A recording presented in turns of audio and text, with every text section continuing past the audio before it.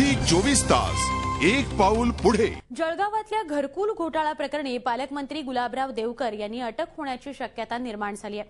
2 फेब्रुवारीच्या चौकशीनंतर 19 मेला त्यांना चौकशीसाठी हजर राहण्याचा समन्स बजावण्यात आला। देवकरांसह इतर 46 जणांनाही नोटिसा पाठवण्यात आलेल्या आहेत। जळगावमधल्या घरकुल घोटाळा प्रकरणी आता पालकमंत्री गुलाबराव देवकर यांच्यासमोरच्या अडचणीत वाढ झाली आहे। शिवसेना आमदार सुरेश जैन यांच्यानंतर देवकरांभोवती अटकेच्या कारवाईचा फास आवळला जाण्याची शक्यता निर्माण झाली आहे। जळगाव घरकुल घोटाळ्यामध्ये 29 कोटी 59 लाख रुपयांचा अपहार केल्याप्रकरणी तत्कालीन नगराध्यक्ष गुलाबराव देवकर यांच्यासह आजी माजी नगरसेवक, आर्किटेक्ट आणि अधिकारी मिळून 91 जणांवर आरोप आहेत। या प्रकरणी पालकमंत्री देवकरांची 2 फेब्रुवारीला तासभर चौकशी झाली होती। आता देवकर यांच्यासह 48 नगरसेवकांना नोटिसा देण्यात आल्यात। तसंच शनिवारी या सर्वांना पोलिसांसमोर हजर राहण्याच्या सूचना आहेत। घरकुल घोटाळ्यामध्ये तपासाच्या आधारावर जे आरोपी निष्पन्न झालेले आहेत त्यांच्याविरुद्ध पुरावा आहे अशा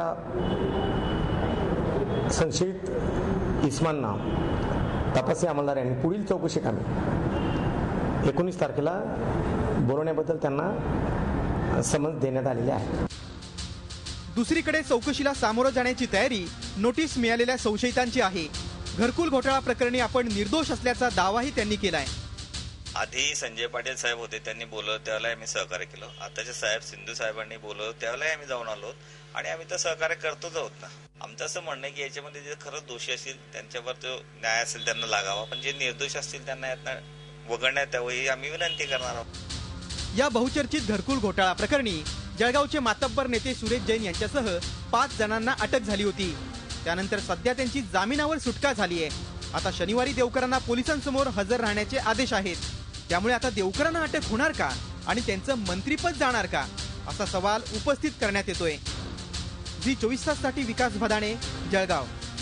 झी 24 तास एक पाऊल पुढे।